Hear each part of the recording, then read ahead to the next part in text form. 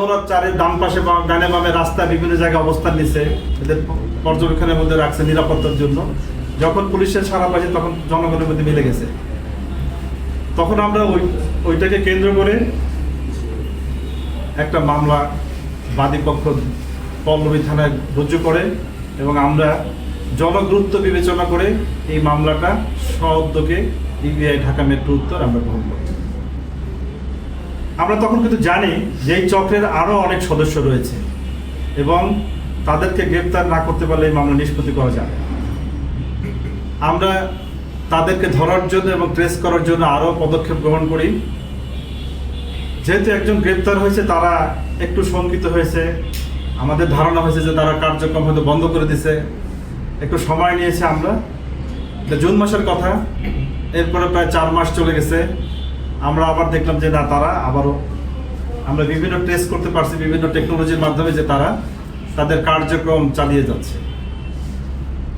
এবং গতকালকে সর্বশেষ আমরা তাদেরকে মগবাজার এলাকা থেকে আমরা তাদের ট্রেস করি এবং মজার ব্যাপার হচ্ছে যে দেখতে পেলাম যে আরও একটা চক্র তারা টাকা দেওয়ার জন্য প্রস্তুতি নিয়েছে।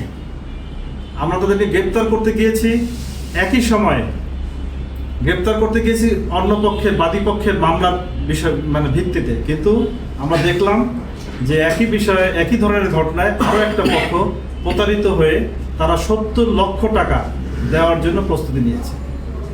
এবং এই টাকাটা যখন নিয়ে আসছে, ওরা গ্রহণ করছে, ওদের আলামিন নামে একটা ছেলে আছে, এই ছেলেটা যখন টাকা রিসিভ করেছে, গাড়ি আছে ওদের সাথে, একটা গাড়ি ছিল, গাড়িটা আপনারা দেখতে পাবেন, আমাদের নিচতলা গাড়িটা সিজ করা হয়েছে।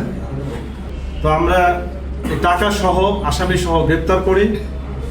পাশাপাশি এদেরকে বিভিন্নভাবে কৌশলে জিজ্ঞাসাবাদের মাধ্যমে এদের অফিস এবং এদের সেট আপ কোথায় আছে সব কিছু আমরা খুঁজে বের করি এবং সেখান থেকে আমরা তাদের যে প্রতারণার কৌশলে বিদেশি ঘড়ি, র্যাডো, রোলেক্স, এক্সট্রিম মশার কয়েল প্ল্যান্ট ফাইবার দিয়ে তৈরি, তাই সহজে ভাঙে না, সুগন্ধিযুক্ত ও নিরবিচ্ছিন্নভাবে জ্বলে। ডেঙ্গু, চিকুনগুনিয়া বাহি সহ যে কোনো মশার বিরুদ্ধে দেয় এক্সট্রিম সুরক্ষা।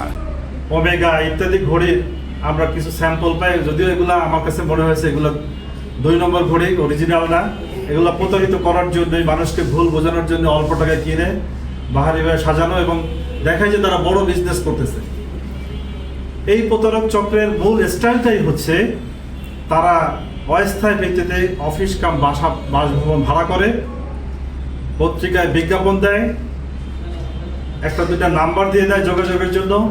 যারা যোগাযোগ করতে চায় তাদেরকে রিসিভ করে নিয়ে আসে, গোপনীয়তা রক্ষা করে আবার বিদায় করে দেয়, তাদের গাড়িতে করে লিফট দেয় এবং নানা কৌশলে বোঝাতে চেষ্টা করে তারা অনেক বড় ব্যবসায়ী, দেশে এবং বিদেশে বড় ব্যবসা আছে।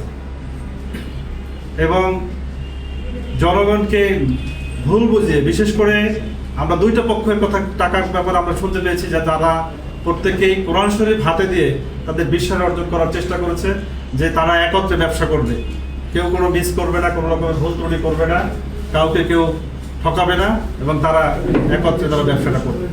এবং কোরআন শরীফের এইভাবে কোরআন শরীফ দিয়ে হাত দিয়ে তাদেরকে এই বাংলাদেশের মুসলিম ধর্মবিশ্বাসী জনগণকে প্রতারণা করার একটা কঠিন ফাঁদ তারা পেতেছে।